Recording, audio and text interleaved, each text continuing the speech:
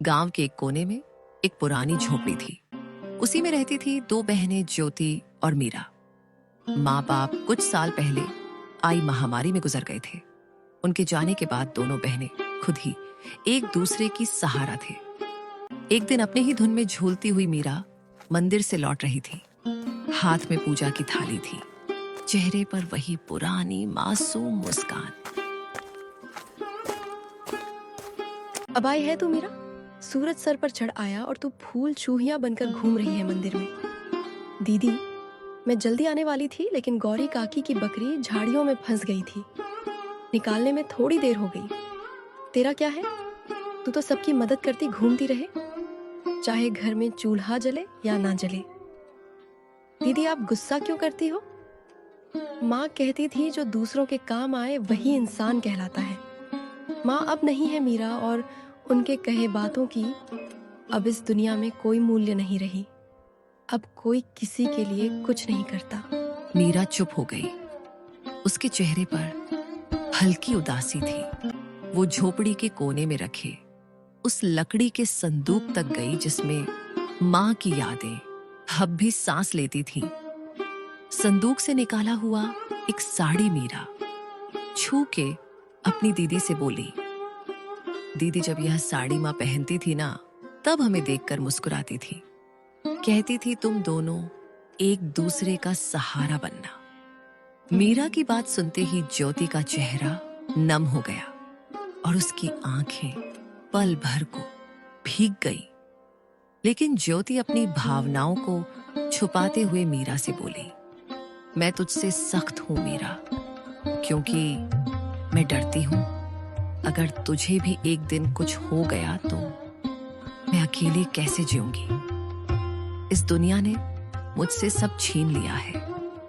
मैं नहीं चाहती तू भी मेरी तरह कमजोर पड़ जाए, इसलिए तुझे मजबूत बना रही हूं। दीदी, आप कमजोर नहीं हो, आप ही तो मेरी ताकत हो। अगर आप मेरा हाथ थामे रखो तो दुनिया की आंधी भी मुझे हिला नहीं सकती। मीरा की बात सुन के ज्योति के चेहरे पर उसके माता पिता के जाने के बाद पहली बार हल्की सी मुस्कान आई। उसी समय गांव की पगडंडी पर 3 परछाइयां उनकी झोपड़ी की तरफ बढ़ रही थी। धर्मपाल, बिमला और उनका बेटा कमल। वह थे बहनों के सगे चाचा चाची। अरे ज्योति, कैसी है मेरी बच्ची? तू ठीक तो है ना? बहुत मुश्किल से जिंदगी बीता रहे होगे ना भैया भाभी के जाने के बाद। हम ठीक हैं चाचा जी, अब जो है उसी में खुश हैं। खुश झोपड़ी में तुम्हारे हिस्से की जमीन को हमारे नाम कर देती तो हम तुम दोनों को अपने यहाँ रहने देते। तुम दोनों बहुत खुश रहती हमारे साथ। हाँ मां, तुम सही कह रही हो। इनका घर भी पुराना हो चुका है और अब ये जमीन भी यूं ही पड़ी है, बर्बाद हो रही है। यह सब सुन के ज्योति की आंखों में आग सी चमक उठी। हमें किसी की जरूरत नहीं। बाबूजी की जमीन हमारी माँ और बाबूजी की आखिरी निशानी है। उसे हम यूं ही नहीं छोड़ेंगे। अरे बेटी, तुम्हारी जो खेतों की जमीन है वह भी तो बंजर ही पड़ी हुई है ना। और वैसे भी दुनिया समझदारी से चलती है और औरतें खेत नहीं जोतती। देख लेना, एक दिन रोती हुई आओगी हमारे पास, तब समझ आएगा कि रिश्तेदारों से मुंह नहीं मोड़ा करते। ज्योति को यह सब सुनाकर तीनों वहां से निकल गए। लेकिन मीरा यह सब घर के अंदर से सुन रही थी। यह सुन के उसका चेहरा उतर गया। दीदी, क्या सच में हम अकेले पड़ जाएंगे? वो लोग हमारी जमीन लेना चाहते हैं ना? हाँ मीरा, पर जब तक मैं जिंदा हूं कोई हमारी जमीन छू भी नहीं सकता। तुझे कुछ नहीं होने दूंगी।